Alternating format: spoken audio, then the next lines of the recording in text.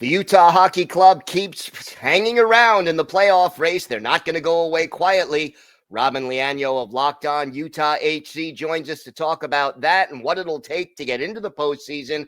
Coming up next on today's Locked On NHL podcast.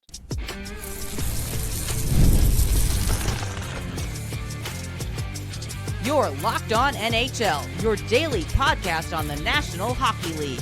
Part of the Locked On Podcast Network, your team every day.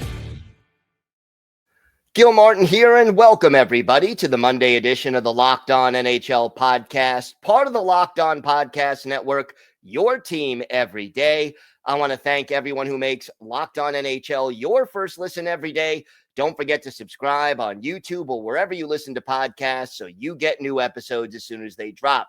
This episode is brought to you by Monarch Money. Take control of your finances with Monarch Money. Use code LOCKEDONNHL at monarchmoney.com for 50% off your first year. It is great to welcome back to the show the co-host of Locked On Utah HC, Robyn Leano. And Robyn, a big win Sunday for Utah HC as they not only get a win, but beat one of the teams they're battling for those playoff spots. What was the key to this victory? You know, I think it's interesting because the Utah Hockey Club they have been on a bigger momentum run. I mean, they'll have a couple of bad games sprinkled in there, but ever since the Four Nations, this team has looked a lot better. They have built a little bit more consistency in them. I think to them, getting a win like against Vancouver, to them, it's no matter what happens, battling through maybe some adversity, that this team remains resilient. And that's kind of what they did. I mean, they were down early, and they only allowed that one goal. You know, the only goal that they allowed by Vancouver, that is all it is. And then three unanswered. One was a empty netter, which however you want to take it. But hey, a 3-1 victory against a team who is right up there in the thick of the wild card race. That is the important kind of wins you want to see from the Utah Hockey Club. And what you talked about, since Four Nations, they've played better. What has been the key to that success? I don't want to sound cliche, Gil, but I'm going to say it. This team is healthy. This is the healthiest Utah Hockey Club team we have seen all season. I think I do believe they just lost one of their players for a little bit. I'm trying to remember their name. It's escaping my head right now. Just coming back from vacation, but this team has had almost no defense through the majority of this season. They had to just punch in and kind of call up or plug in these random pieces off of waiver wires, off of trades, off of other pickups, or whatever it was. Because John Marino wasn't in earlier in this season, because Sean Durzi went out with an injury, because Robert Bortuzzo went out with an injury. And even one of the players that replaced them early on in the season, and Maverick Lamoureux, he went out with an injury for a little bit before they got sent down. So they tried to plug in a bunch of these players. They brought in Oli Mata, they brought in Nick DeSimone, they brought in other guys. And then John Marino comes back. Sean Durzi comes back, which was, I think, the biggest key about there. But all of a sudden, we're seeing a top four of Mikhail Sergachev with John Marino and Oli Mata with Sean Durzi. And all of a sudden, it's like, oh my God, that's an incredible top four. A healthy team is what really this team needs. We've been talking about this team, since they were in Arizona, and there's always been a lot of high draft picks and young prospects. And talk to me about some of these players who are starting to actually come into their own right now. Yeah, it's really cool to see. And I now even say it, like everyone knows this player's name at this point, but just seeing Dylan Guenther absolutely dominate this league right now. He's got a hot stick. There's no other way to say it. He had a hot stick earlier this season. He cooled off a little bit, kind of like somewhere there in November, December. That was the Utah Hockey Club's low point of the year. They weren't playing well as a whole, so you can't really fault Dylan Gunther for that, but he kept picking things back up. You would see some of the best kind of play. I think early in February, he had an incredible one-time on an overtime win, and we're seeing some other one-time opportunities that he gets out there. Logan Cooley is heating up and showing that, hey, he's one of those kinds of players, and it really shows this team in about a year, 2 years down the road, they are going to be incredible. Talk to me about Clayton Keller. I mean, 74 points in 65 games coming into tonight. He is by far their best offensive weapon.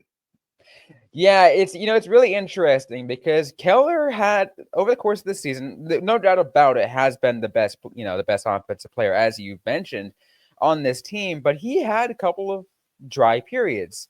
And the games in which he would get a stretch of really good games always happened to have been right after, or beginning at, and then right after in the games following, whenever they played against the St. Louis Blues. So when we're talking about Clayton Keller, it's funny because he's a kid from St. Louis. Anytime he goes to St. Louis, he plays his best game. It's really weird. But I mean, also you don't fault a kid for playing his best game in front of maybe his hometown kid friends or whatever it might be. But games following after that, he plays his best kinds of hockey. Sometimes he'll go through dry stretches, as I mentioned, but those games he plays better.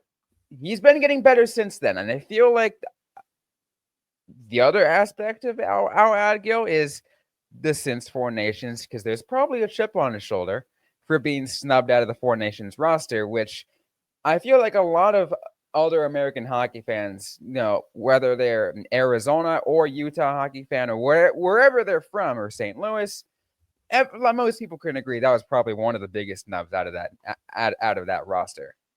And yet it may have benefited the Utah Hockey Club more than anything. So little irony there.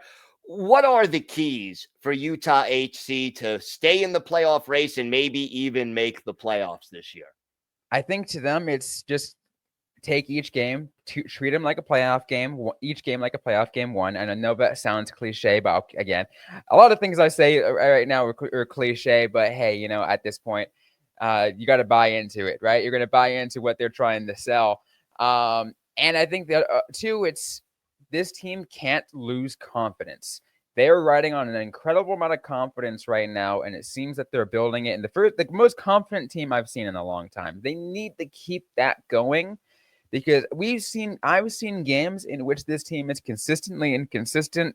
We will see moments in which they look like they're an AHL team out there. And I wonder, where did this team come from? Because just the other day, they were beating a Stanley Cup caliber team.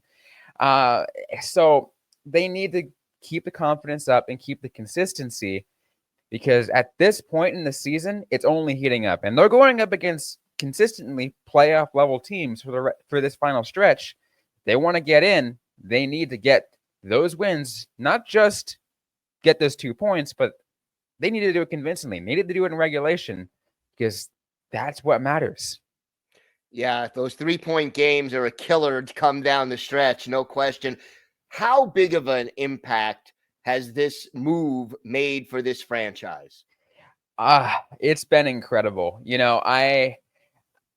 I take a look at what this team has done, and I feel like it's built a lot of I think that's part of it, of what's helped this confidence for this team, is because they don't have a cloud looming over their head anymore of anything happening outside of the hockey world, or anything happening in the business world, because now they have a owner who's stable, who has the arena. They already have that taken care of, and they're being treated. They're also being treated well. That's another thing. But B, it's an owner that's also willing to open up their pocketbook and being like, hey, I'm willing to pay these guys money and keep the guys I want to keep, and allow you to pay these guys to keep who you want to keep, but also stay on the same timeline. We're not going to rush you. We're not going to force you into hey, we want to win now. We know what you're doing. We know you're building this team. So I feel like everyone's buying into how Ryan and Ashley Smith are trying to run this team. Chris Armstrong, the president of Hockey Ops, is trying to run this team, and Bill Armstrong is trying to build this team as the general manager. I think all of it working all well super together. You can really see it on the ice.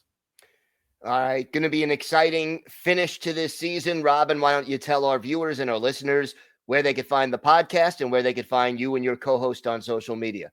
Yeah, the podcast you can find just about everywhere on social media. We are on the app formerly known as Twitter, now known as X, at LO_NHL Utah. You can find me personally at Robyn, it's with a Y, _LEANO.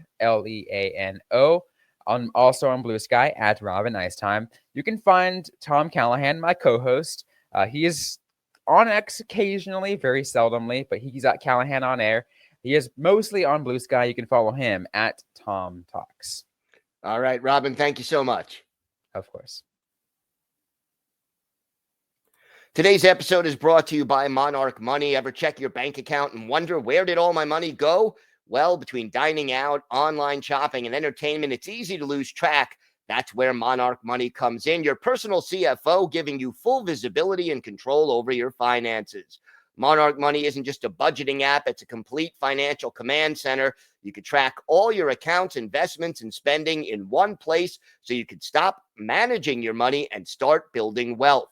When I started using Monarch, I realized just how much I was spending on food delivery. Now I budget smarter and save more. Instead of juggling multiple apps, you could use Monarch to check your finances, track spending, and even plan long-term goals. Managing money with your partner is smoother than ever. You can track shared and personal accounts, set goals, and stay on the same page without the stress.